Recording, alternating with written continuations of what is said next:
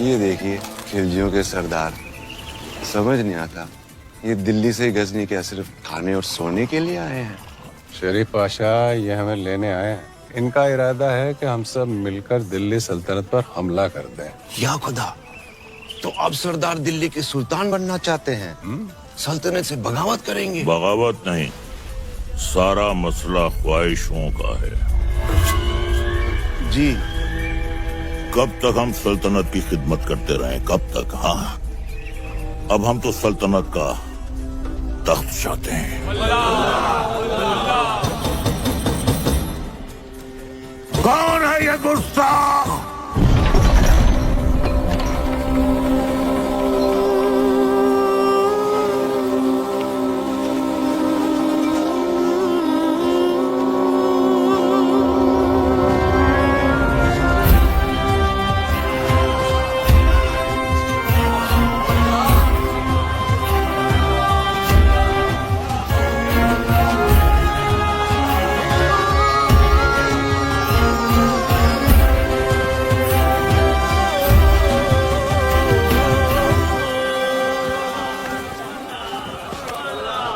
अलाउद्दीन, ये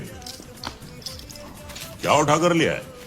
चाचा जान, आप ही ने तो कहा था लाने।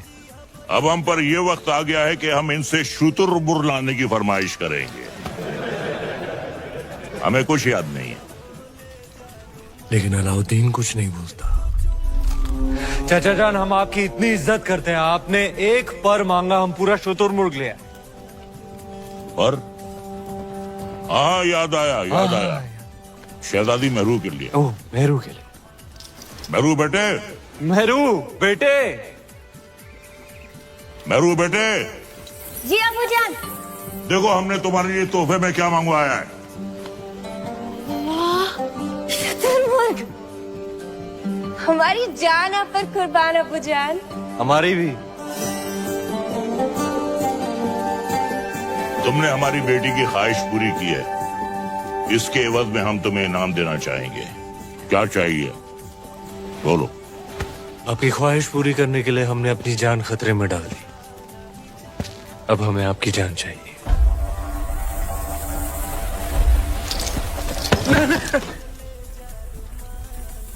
आपकी शहजादी मेहरुनिसा से हमारा निकाह। बड़ा शातिर है, एक नायाब चीज देकर दूसरी मांग रहा है।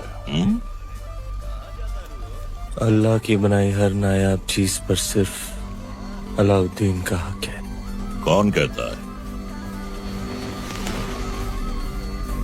अलाउद्दीन। मेहरुनिसा बिन्ते जलालुद्दीन खिलजी, क्या तुम्हें अलाउद्दीन खिलजी के साथ निकाह कबूल है?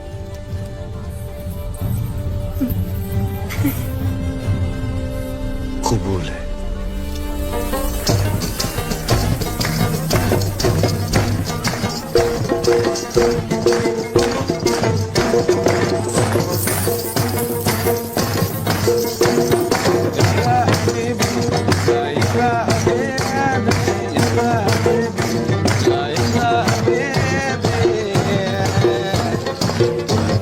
शरीफ पाशा, हमारे दामाद इस महफिल से गैर मौजूद क्यों है?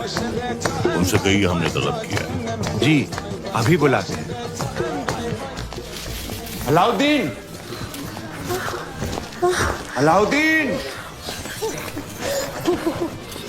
अलाउद्दीन, आज तो तुम्हारी निकाह की रात है। कम से कम आज तो अपने आप को रोक ले। सरदार को पता चलेगा तो तेरा सर काट के रख देगा। बताइए, तुम नहीं बताओगे शरीफ पाशा? तुम तुम्हारे बचपन की यार हो, तुम्हारी जान हो। तुम कभी नहीं बताओगे, कभी नहीं,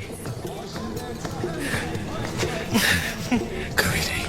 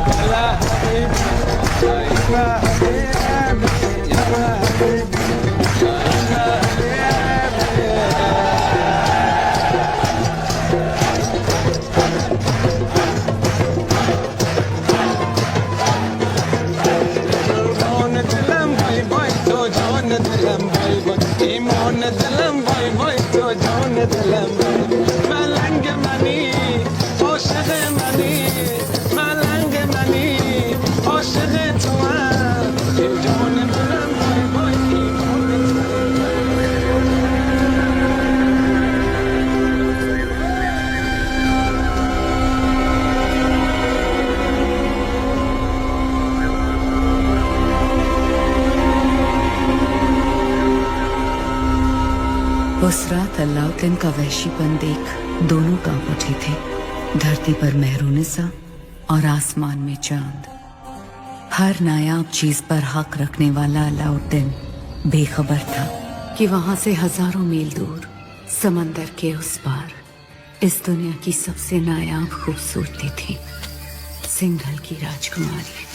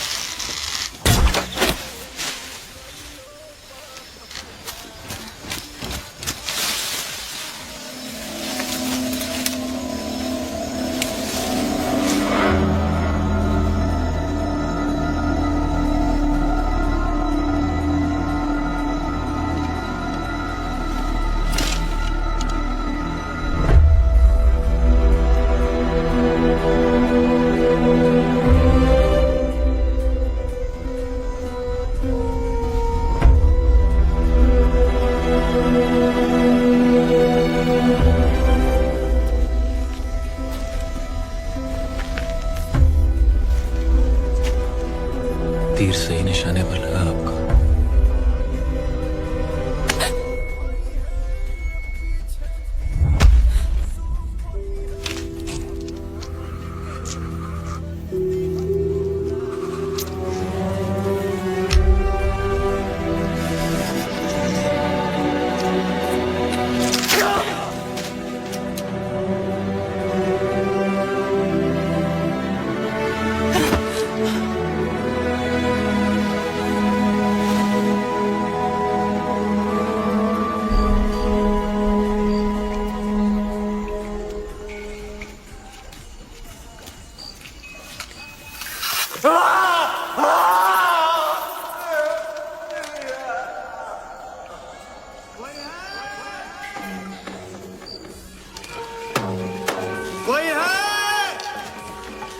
वर्धन, आप सब यहाँ इस समय बात क्या है? आज ही महल में मेहमान आए थे, मेवाड़ के रावल रतन सिंह जी। आते ही शिकार पर निकल गए, फिर वापस महल नहीं लौटे। महाराज ने उनको ढूंढने का आदेश दिया है। महाराज से कहना वो सुरक्षित है, गुफा में विश्राम करे। जी। चलो चलो चलो।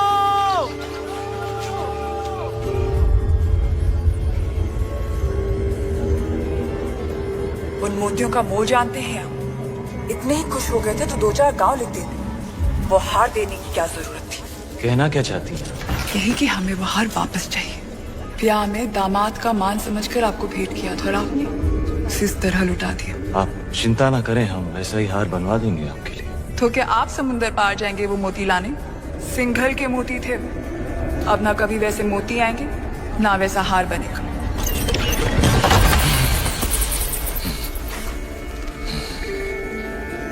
तीर से घायल किया और अब तेवर से। माना कि वो हादसा था, पर कुछ हादसे बहुत खूबसूरत होते हैं, आपके सिंघल की तरह। जहां देखो वहां आंखें अटक जाती हैं। वैसे हम इतनी देर से बातें कर रहे हैं, पर हम आपके बारे में कुछ नहीं जानते, आप हमारे बारे में कुछ नहीं जानते। मेवाड़ के महारावल रतन सिंह कैसे जाना आपने? हमारे मेहमान जो हैं। अच्छा स्वागत किया आपने अपने मेहमान का। मेवाड़ छोड़कर सिंघल में क्यों? मोती खरीद। यहाँ मोती बिकते नहीं, किस्मत से मिलते हैं। जैसे आप मिल गई। कुछ बताइए अपने बारे में, कौन है आप, क्या नाम है आपका? यहाँ का पत्ता पत्ता हमारा नाम जानता है, पूछ लेना।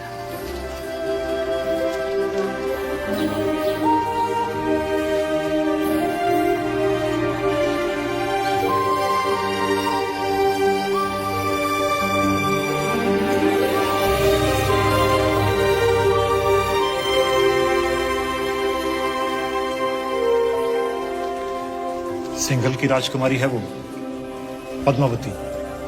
पिछले 2 दिन से आपकी सेवा कर रही है। पद्मावती।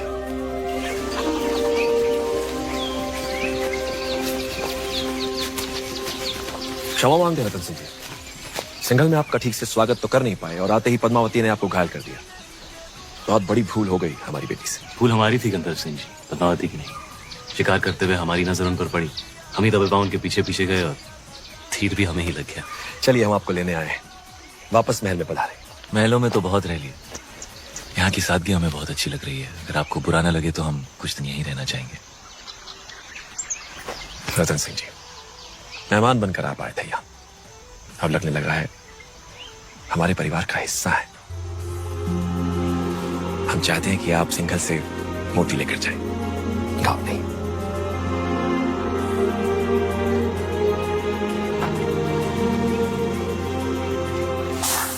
सिंघल के मोती वैसे ही है जैसे आप ढूंढ रहे थे? क्या सोच रहे हैं? मोती मिल गए तो अब वापस मेवाड़ चले जाओगे? हमारे जाने का वक्त आ गया। कैसे जाओगे?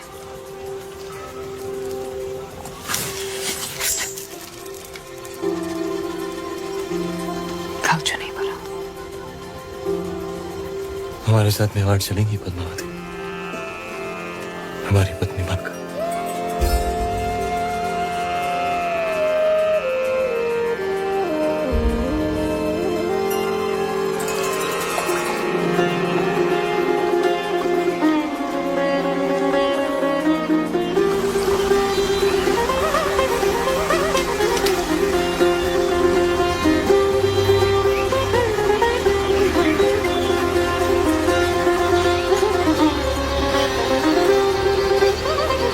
राजकुमारी पद्मावती ने अपने पिता राजा गंधर्व सिंह का आशीर्वाद लेकर रावल रतन सिंह से ब्याह किया और दोनों चित्तौड़ की ओर चल पड़े।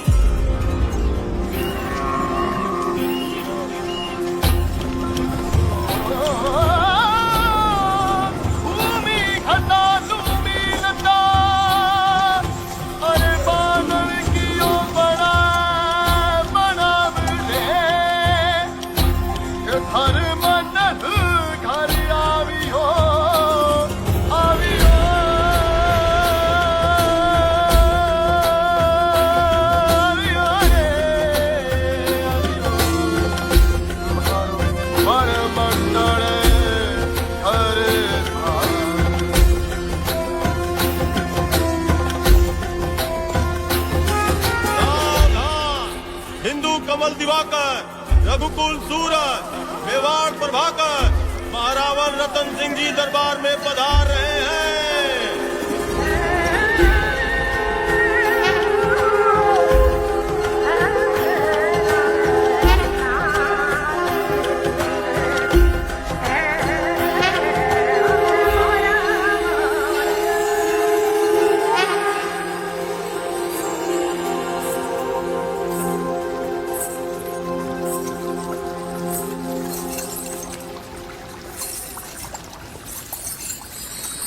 बोलो महारानी पद्मावती की, महाराजा रतन सिंह की, महारानी पद्मावती की। जब सारा चित्तौड़ रानी पद्मावती की जय जयकार से गूंज रहा था, दिल्ली में खिलजी हुकूमत की शुरुआत हो चुकी थी। सिपहसालार जलालुद्दीन ने सल्तनत से बगावत कर सुल्तान हिंद का ताज अपने सर पहन लिया था। सुल्तान हिंद जलालुद्दीन खिलजी, सुल्तान हिंद जलालुद्दीन खिलजी।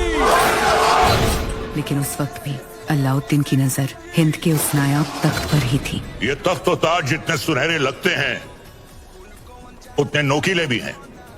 इस तख्त पर बैठकर हमें खुशी भी हो रही है और फिक्र भी, क्योंकि इस वक्त हमारे चारों तरफ दुश्मन ही दुश्मन है और सबसे बड़ा मसला तो ये कमबख्त मंगोल है।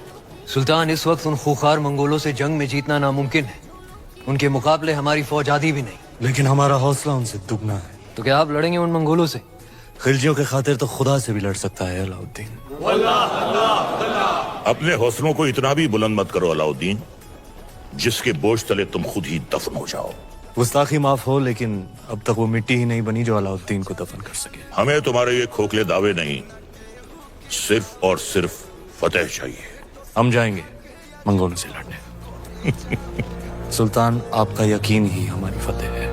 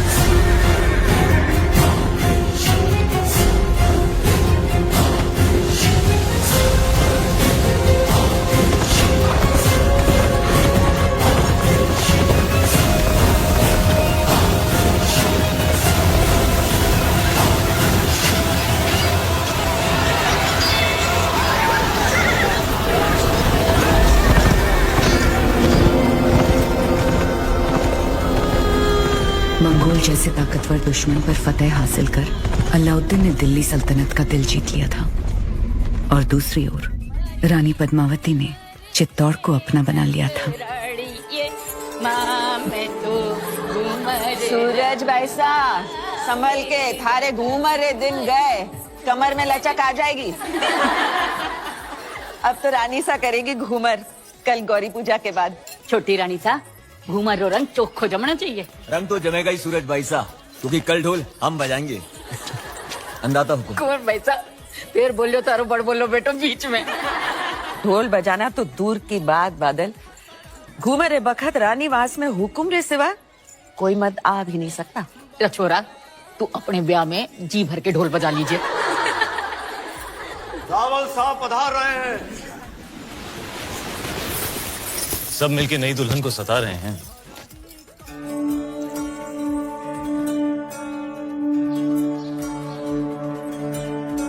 राजगुरु शिवाला में आपकी प्रतीक्षा कर रहे हो।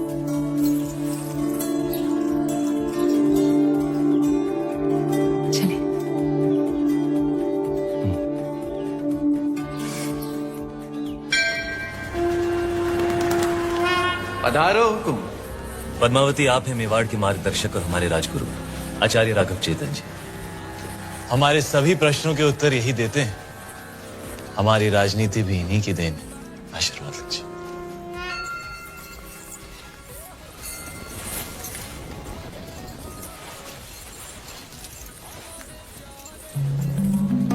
अलौकिक सौंदर्य है आपका। सौंदर्य ही नहीं, गुण और समझ की भी धनी है हमारी रानी साहब। तो छोटी रानी साहब के जीवन में क्या अधिक महत्व रखता है, रूप या गुण? संभलिए रानी साहब, आपकी परीक्षा हो रही है। बताइए, रूप या गुण? गुण। और रूप? वो तो देखने वाले की आंखों में होता है। अर्थात किसी को पत्थर में शिवलिंग दिखता है और किसी को शिवलिंग में भी पत्थर।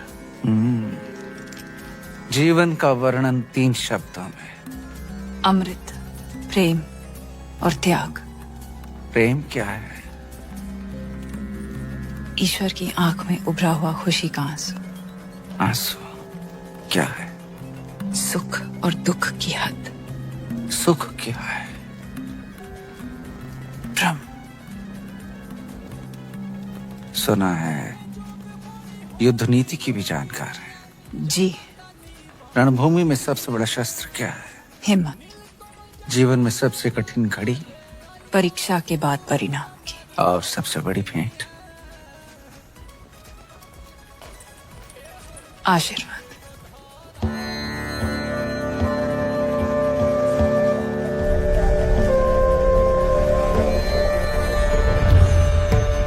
आइए रानी साहब।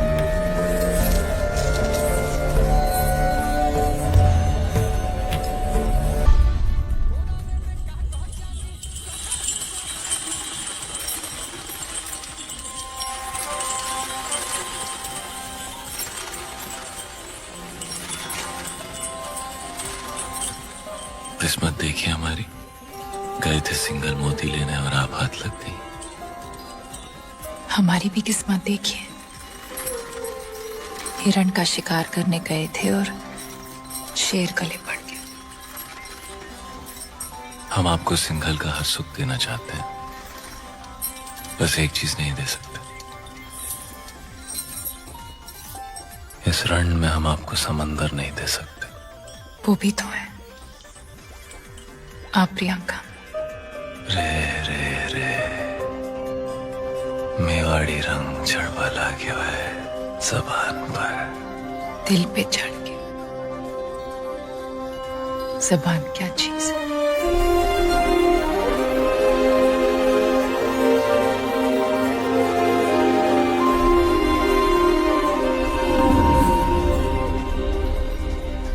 क्या हुआ? ऐसे लगा कोई हमें देख रहा है। चांद होगा, आपकी तारीफ से जल रहा होगा।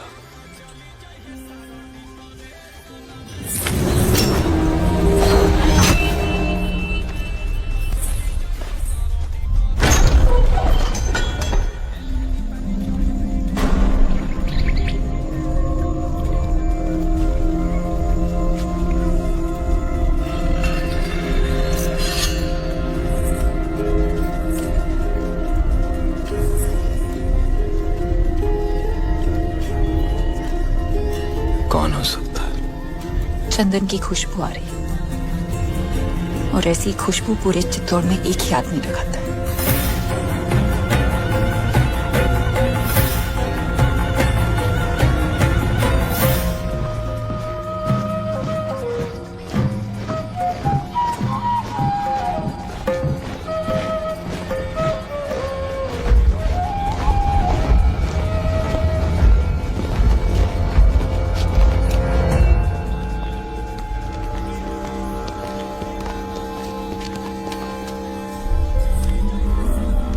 आधी रात में सिपाही भेज के इस तरह बुलाने का मतलब क्या है हुकुम?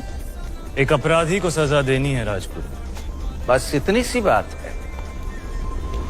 ये कार्य कल सुबह भी तो हो सकता था। अपराध संगीन है, निर्णय तो आज रात को ही होगा। कौन है अपराधी? आप। जिसकी पवित्रता की सौगंध सारा मेवाड़ खाता है वो अपराधी।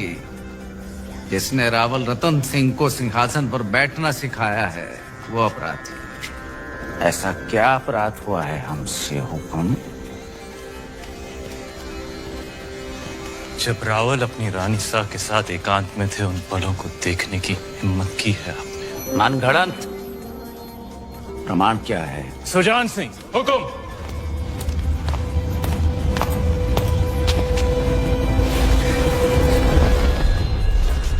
ये घाव हमारी कटार का है और प्रमाण आपका खून खुद दे रहा है। क्षमा कीजिए राजगुरु, हमने आपको गुरु समझा, विश्वास किया, चंदन समझकर माथे पर लगाया, पर आप तो चंदन से लिपटा सांप। अगर हम चाहें तो इसी वक्त आपका सर कुचल सकते हैं, पर ब्रह्म हत्या हमारे उसूलों के खिलाफ। ले जाइए इन्हें कारावास में, काल कोठरी का अंधेरा इनकी आंखों को शर्म सिखा देगा। क्षमा करे रावल साहब, पर हम कुछ कहना चाहते हैं। जिसकी मिट्टी में मिलावट हो जाए उसे मिट्टी से दूर कर देना ही अच्छा है। इनके अपराध की एक ही सजा हो सकती है, देश निकाला। हम रानी शाह की सोच से सहमत हैं। हमारी मिट्टी में मिलावट।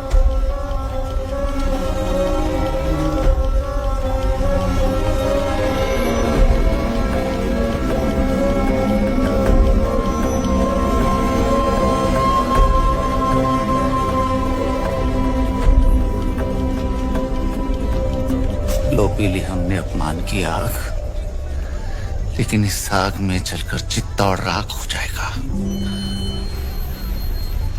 विदा करने से पहले अपने गुरु के पांव नहीं छुएगा। सुजान सिंह, हुक्म।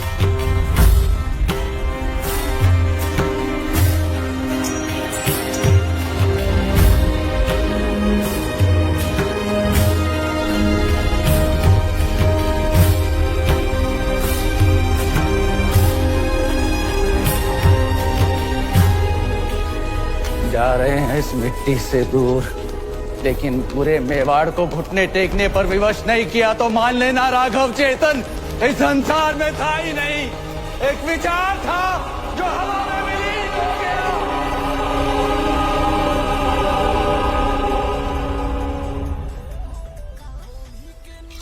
बड़े अब्बू, आपने अलाउद्दीन चाचा को कारा की जागीर क्या दी, उनके तो तेवर ही बदल गए। आपकी इजाजत के बगैर देवगिरी पे हमला किया और उसे लूट कर यहाँ आने के बजाय सीधा कारा पहुंच गए। इतात बेटे ने सही कहा। अलाउद्दीन न जाने कब आपसे बगावत कर बैठे।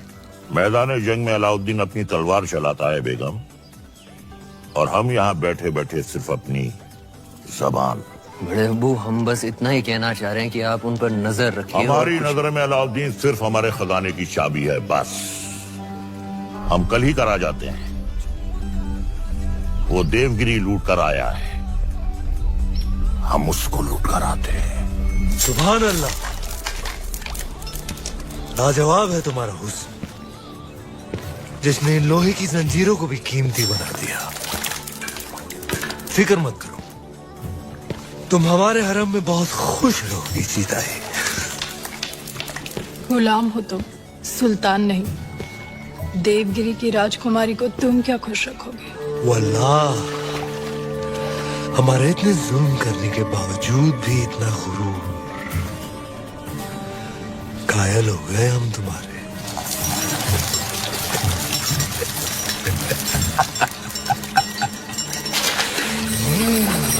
सरदार, आपका मंसूबा कामयाब हुआ। मरहबा। आप चाहते थे कि सुल्तान हिंद कारा आए, और वो आ गए।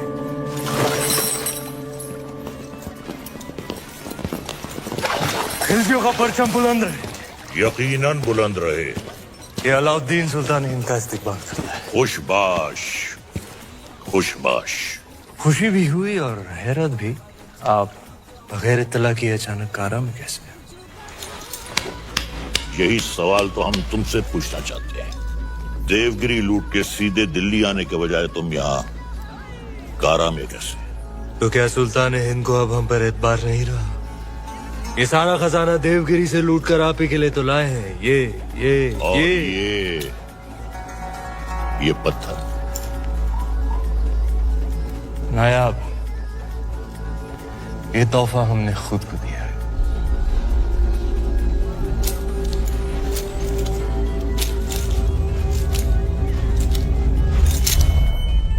वाह सुभान अल्लाह, इस बेशकीमती याकूत की असली जगह तो सिर्फ और सिर्फ सुल्तान हिंद का ताज है।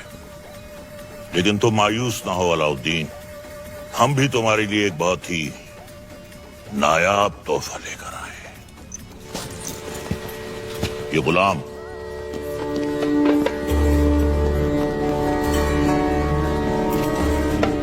खास तौर से तुम्हारे लिए खरीदा गया है। लोमड़ी की खाल में छुपा हुआ एक चीता है ये। पैरों के नाखूनों से लेकर सर के बाल तक ये तुम्हारी खिदमत करेगा।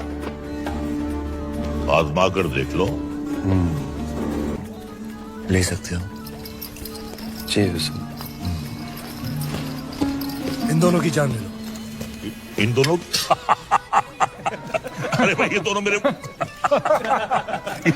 वजीर हैं।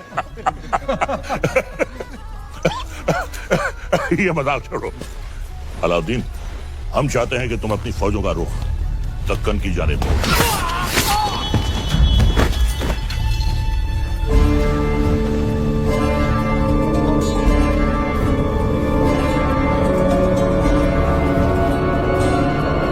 और कुछ ये क्या किया तुमने? आप ही ने कहा था आजमा कर देख लो। चाचा जान, हम आपके तोहफे से बेहद खुश हुए। आप भी मायूस मत हुई, हमारे पास भी आपके लिए एक तोहफा है। इख्तियार, चाचा जान हमारी जान।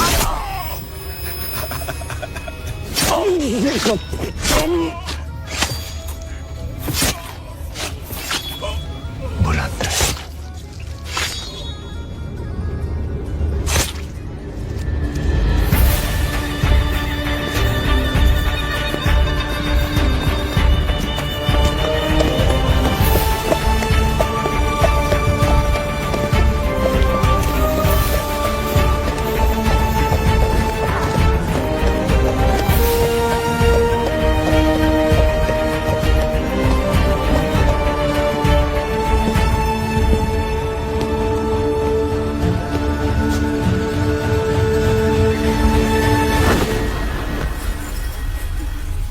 तो आखिर आपने सल्तनत से बगावत करी था। इतनी सफाकी से हमारे बड़े अब्बू का कत्ल करने के लिए इतिहास आपको कभी माफ नहीं करेगा। इतिहास क्या कहेगा खुसरो? इतिहास इसे वक्त का तकाजा कहेगा। सही फरमाया आपने। इताअत बेटे जान, सल्तनत को नए खून, नई सोच की जरूरत थी जो सरहदें बढ़ा सके, आवाम को खुश रख सके। इसलिए हमने हुकूमत का तख्त पलट दिया और मरहूम सुल्तान जलालुद्दीन खिलजी को शाही एहतमाम के साथ मिट्टी के हवाले कर दिया जाए।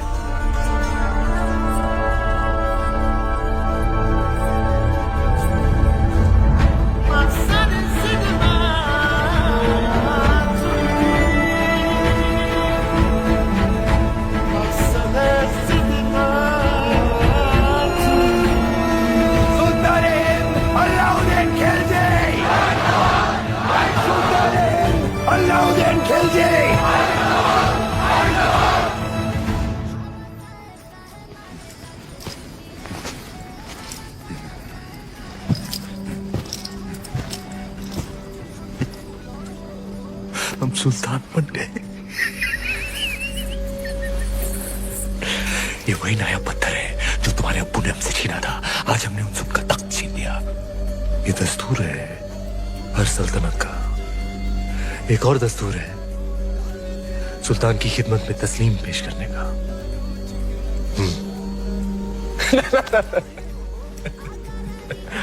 खड़े होकर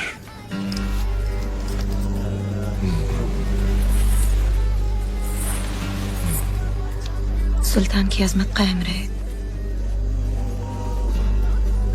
लेकिन ये मायूसी क्यों? आज तुम मेहरुनिसा से मलिकाए जहां बन गई और तुम्हारा शौहर। देखो। क्या देखें? ये ताज कई बार देखा है हमने हमारे अब्बू जान के सर पर। ये ताज है ही बेवफा। सर बदलता रहता है, कभी तुम्हारे अब्बू जान के सर, कभी हमारे सर, कभी तुम्हारे।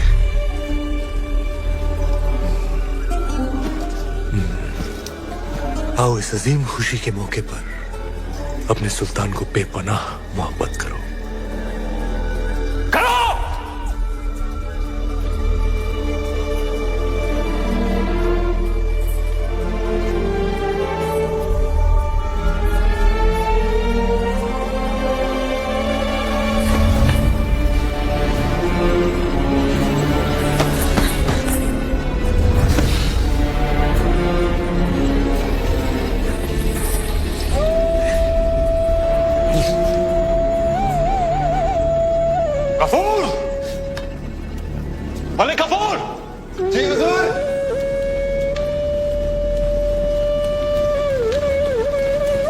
जी हुजूर।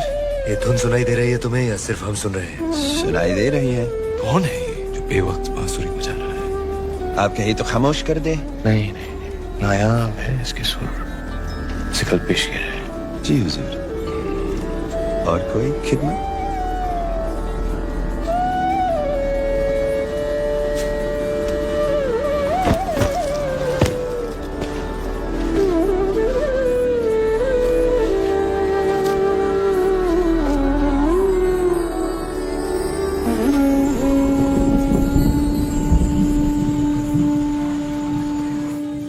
बेमिसाल, बेनज़ीर, हम दुनिया की हर नायाब चीज छीन सकते हैं, सिर्फ तुम्हारा हुनर नहीं छीन सकते। अफसोस। क्या नाम बताया तुमने? राघव चेतन। तुम जो भी हो, जहां से भी आए हो, आज से तुम हमारे दरबार की शान हो। क्या देख रहे हो? आपका अतीत, शुतुरमुर्ग के पंख जिसमें खून लगा है, लाल लाल पत्थर जो चढ़ा है ताज में, ताज जो सारी दुनिया पे राज करेगा। सिकंदर, दूसरे सिकंदर बनेंगे आप। पर यह तभी संभव है जब वो आपके साथ होगी। वो क्या? वो साक्षात माया है, चंदन की काया है, चेहरे पर चंद्रमा का साया है, और घूंघट में छिपी आग है, तलवार पर लिखा जीवन का राग है। परछाई भी देख लो तो पानी को जीचा है। ऐसी खूबसूरती सिर्फ ख्वाब में होती है, हकीकत में नहीं।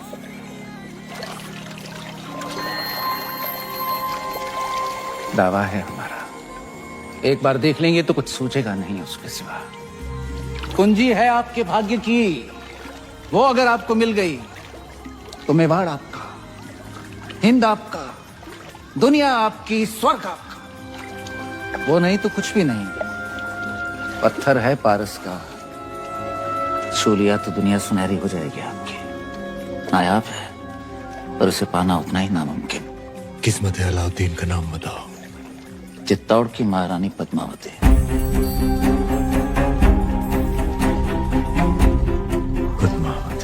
मेवाड़ के महारावल रतन सिंह को सुल्तान हिंद की तरफ से सेहत और सलामती।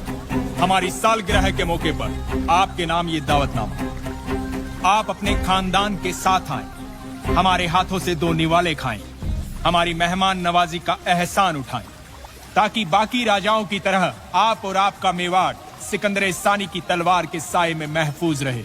आपका खैरंदेज सुल्तान हिंद अलाउद्दीन खिलजी। एक बार फिर से पढ़िए।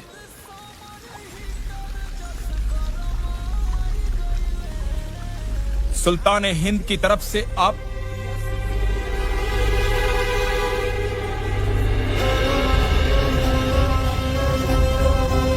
कह दीजिए अपने सुल्तान से उनकी तलवार से ज्यादा लोहा हम सूर्यवंशी मेवाड़ियों के सीने में है। हम उनके साए के बिना ही महफूज हैं। खिलजियों का परचम बुलंद रहे। सुल्तान, चित्तौड़ के राजा ने आपके पैगाम को ठुकरा दिया है। तो उठाओ फौज और कर दो ऐलान जंग। खुदा का खौफ खाएं सुल्तान, पद्मावती किसी की बेगम है। मलिक कफूर, मलिकाए जहां से पूछो कि आज सुल्तान के सामने खाने में क्या पेश होगा। हिरन, काबुली पुलाव, खुरमा, आलू बुखारा। जब खाने को इतना कुछ है तो हम खौफ क्यों खाएं? हैरत की बात है, सिकंदर सानी अब एक औरत के लिए जंग करेंगे। सरहदें बहुत फैला दी, अब बाहें फैलाते। एक जंग हुस्न की नाम।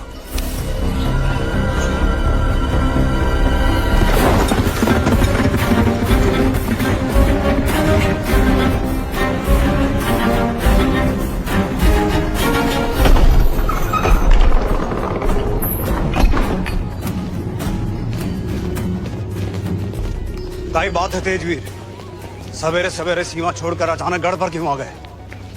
संदेशो लाया हूँ। दिल्ली और सुल्तान अलाउद्दीन खिलजी हजारों की सेना लेकर चित्तौड़ पे हमला करने आ रही है।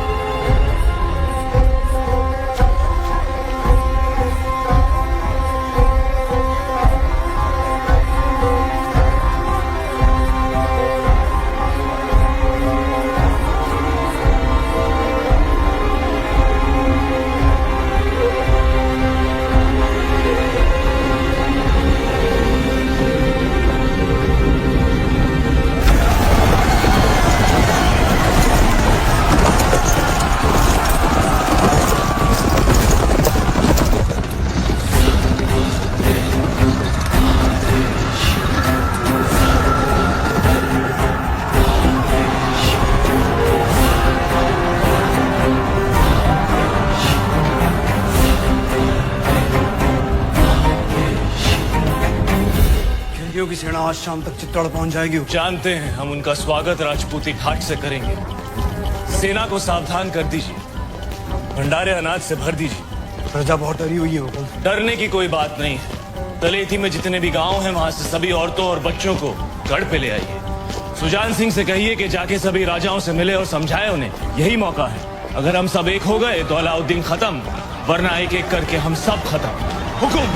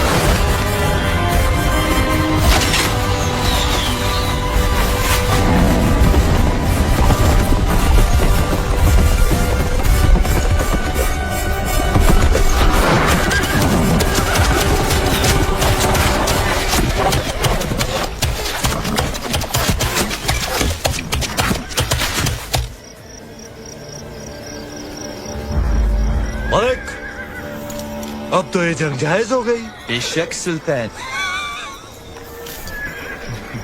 सिपहसालाउल्लाह खान, क्या ख्याल है? भेज दे अपने चंद सिपाही। बिल्कुल हुजूर। परोला खान, चित्तौड़ की दीवारों तक इस तरह नहीं पहुंचा जा सकता। जिसने भी कोशिश की हार कर ही लौटा। खिलजियों ने आज तक कभी हार कबूल नहीं की ब्रह्मचारी। सूरज डूबने से पहले भेज दो सिपाही। नाप लेते हैं राजपूतों की औकात।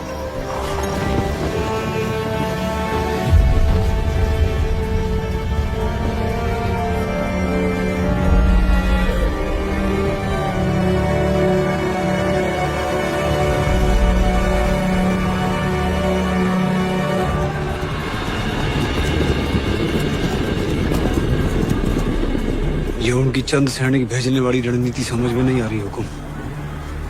आदेश हो तो वहीं गिरा दें। आने दो उन्हें।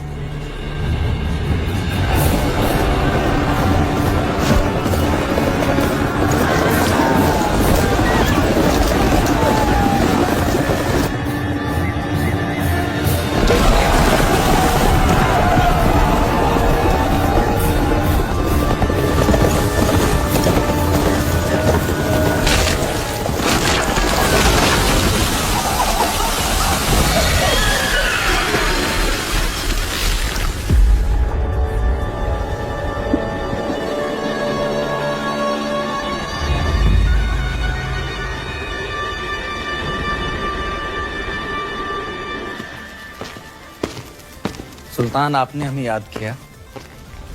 ब्रह्मचारी, तुम्हारा कत्ल करने का वक्त आ गया। ये हमला सही नहीं था। हमने सावधान किया था उलग खान। सावधान कर दो पूरी कायनात को। ये राजपूतों के सूरज पर खिलजियों की चांद का ग्रहण लगने वाला है। क्षमा कीजिए सुल्तान, चित्तौड़ की दीवारें केवल जुनून से नहीं टूट सकती।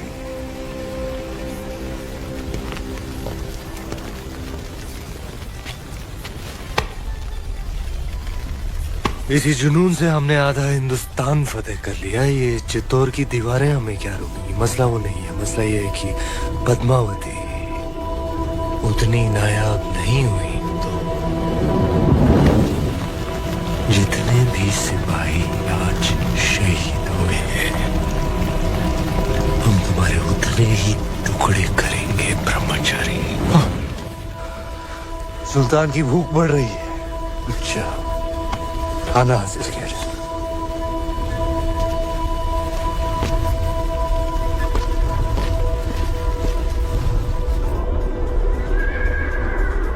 देखते ही देखते अलाउद्दीन ने तो गढ़ सामने पूरी दिल्ली बसा दी हुकुम। ये युद्ध नीति है उसकी अपनी। ताकत दिखाओ और दुश्मन का मनोबल तोड़ो। गोरा सिंह जी, दीपावली कब है? हुकुम अगला हफ्ता। तो इस बार चित्तौड़ दीपावली ऐसी धूम से मनाएगा कि आधी लड़ाई वो हमारी खुशी देखकर ही हार जाए। हुकुम।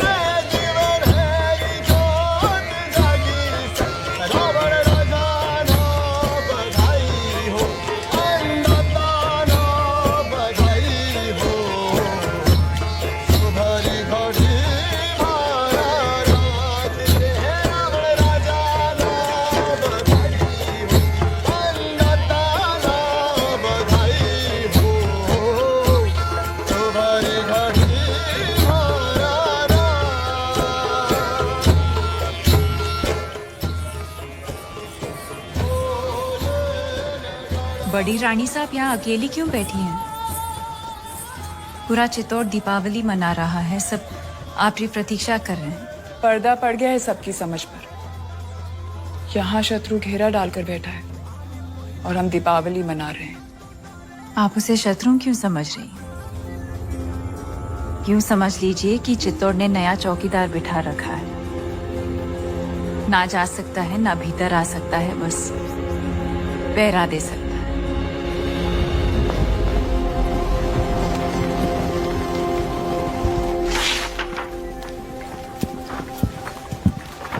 खिलजियों का परचम बुलंद रहे। सुल्तान, अगर आप मसरूफ हैं तो हम बाद में हाजिर हो जाते हैं। नहीं नहीं, ये इतिहास के कुछ दस्तावेज हैं। जिस इतिहास में अलाउद्दीन का नाम नहीं, हम उसे सजा दे रहे हैं। कुछ पन्ने आपके लिखे हुए भी हैं खुसरो। लेकिन हुजूर, ये सब पन्ने तो आपके हम चाहते हैं कि इतिहास सिर्फ और सिर्फ हमें याद रखे। उला खान, चित्तौड़ पर जाने वाली रसद, खाने पीने का सामान सब रोक दिया गया। जी हुजूर। उनकी सुरंगें जो मिली थी वो नाकाम कर दी गई। जी। आसपास के सारे गांव लूट लिए गए। हुजूर। अब पैगाम भेजो सारे राजपूत राजाओं को कि मेवाड़ की मदद करने का मतलब होगा सुल्तान हिंद की नाराजगी। जी हुजूर। बरखान सुल्तान, हम ये कहने आए थे, बहुत दिन हो गए हैं बगैर जंग के सिपाहियों की तलवारें बेचैन हो रही हैं। लेकिन जंग तो जारी है। उनकी भूख प्यास हमारे सब्र के बीच। लेकिन हमें अपने सिपाहियों का हौसला तो बुलंद रखना होगा। खुश रखो उन्हें, दिल बहलाओ उनका। कुश्ती का ऐलान कर दो, हम भी खेलने आएंगे कल।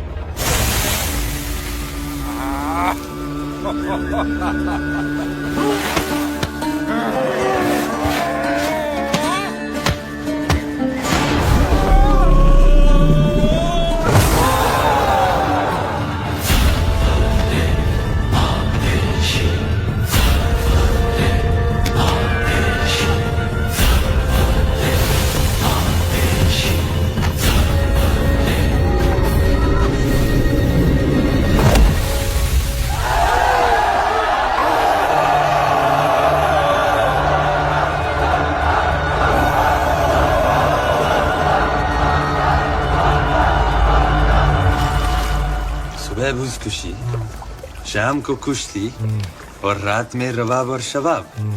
फौज को जोश में रखने के लिए ये आपका अंदाज बहुत खूब है। लेकिन सोचने वाली बात है, आज 2 महीने हो गए सुल्तान, हम दिल्ली से दूर हैं। लेकिन पद्मावती के तो बहुत करीब है।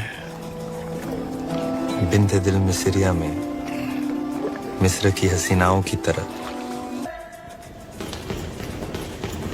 क्या समाचार लाए सुजान सिंह? कब पहुंच रही है बाकी राज्यों की सेना? हमने सभी को समझाने की बहुत कोशिश की, पर कोई भी राज्य हमें समर्थन देने को तैयार नहीं है। कोई भी अलाउद्दीन को शत्रु बनाना नहीं चाहता। क्या करें गोरा सिंह जी?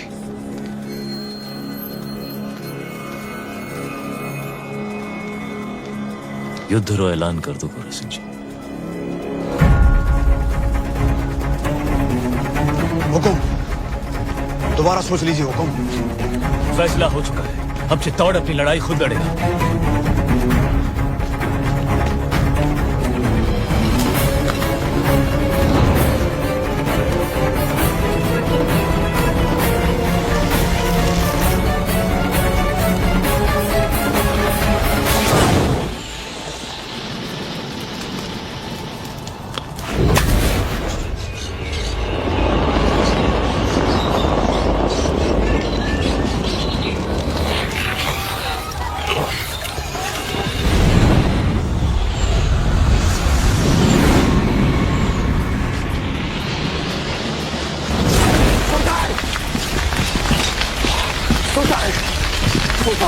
उठाइए आग सुल्तान, राजपूतों ने सारे खेमे जला दिए। जल रहे तो बुझा दो, बुझ जाए तो जगा दो। चलिए सुल्तान। खबीस, हमारे परिंदे परिंदे नायाब है, उन पर आज ना। मजाक मत कर।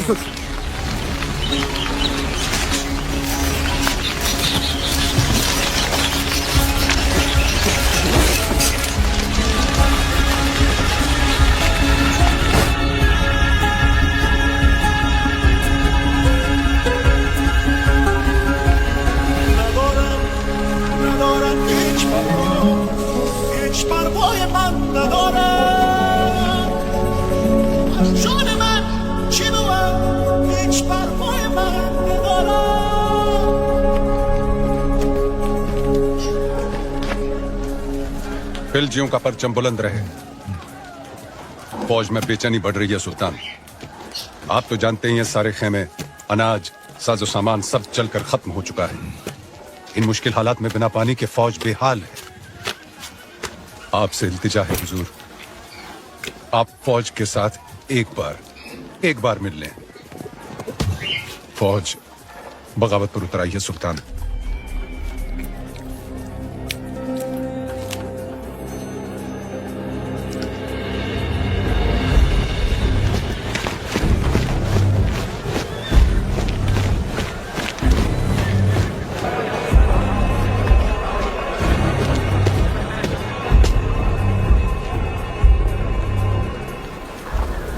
जो कोई भी वापस जाना चाहता है आए, अपने सुल्तान को इज्जत बख्शे, गले लगाए और चला जाए वापस दिल्ली।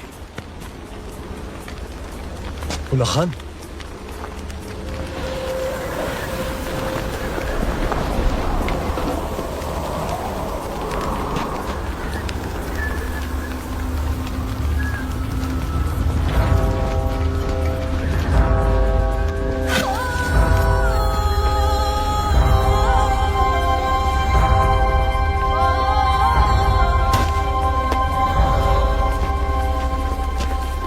खिलजियों ने साथ मिलकर एक ख्वाब देखा था कि एक दिन हमारा परचम सारे जहां पर लहराएगा। कसम खाई थी कि एक दूसरे का साथ नहीं छोड़ेंगे चाहे कुछ भी हो जाए। और आज इस मुश्किल तरीन वक्त में आप सब नाउम्मीद होकर वापस जाना चाहते। भूल जाओ उस ख्वाब को।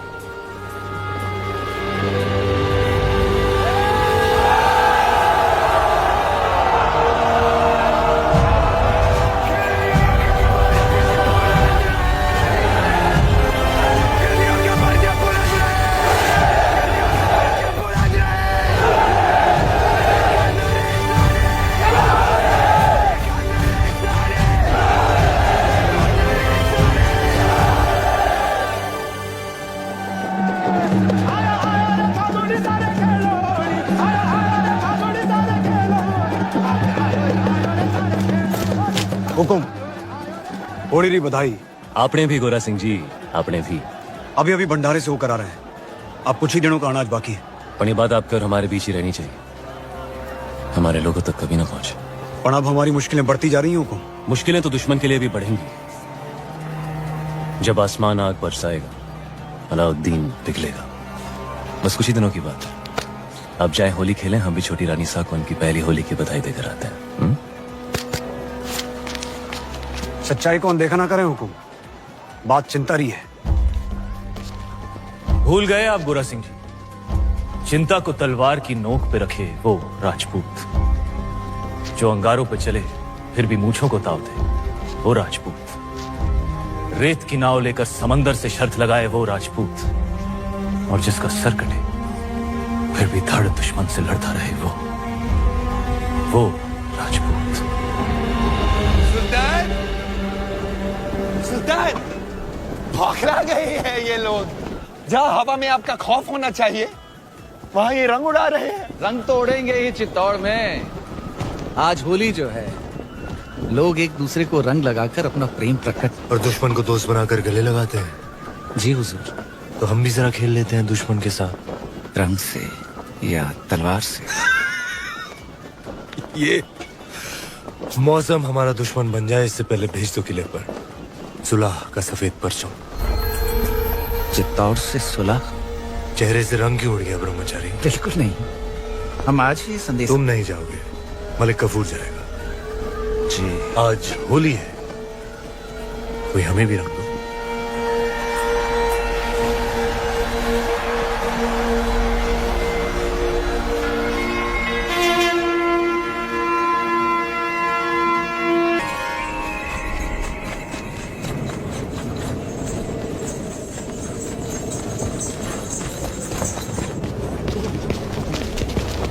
हुकुम, वो देखिए। आप कहें तो यहीं गिरा दे बाबूजी हुकुम। आन दो इसे बादल।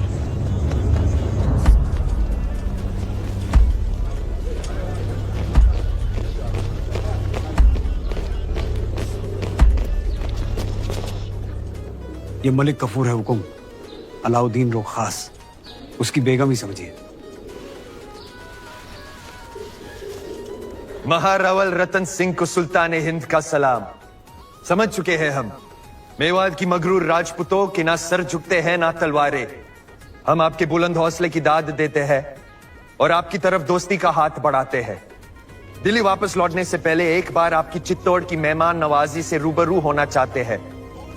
हम उम्मीद करते हैं आप हमारे सुलह के पैगाम को कबूल फरमाएंगे। हम अलाउद्दीन से जरूर मिलेंगे। मरहबा, सुल्तान बहुत खुश होंगे। पर मिलने से पहले हमारी कुछ शर्तें हैं। शर्त मंजूर है। पहले शर्तें सुन तो लो।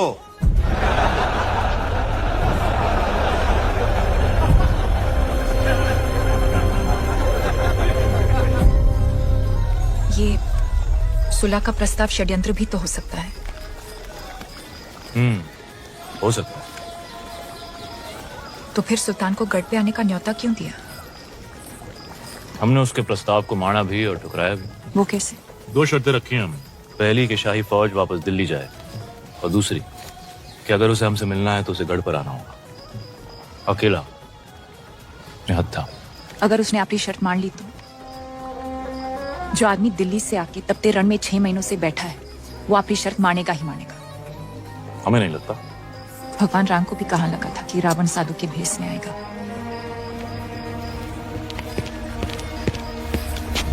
अंदाता हुकुम, बेवकत आने के लिए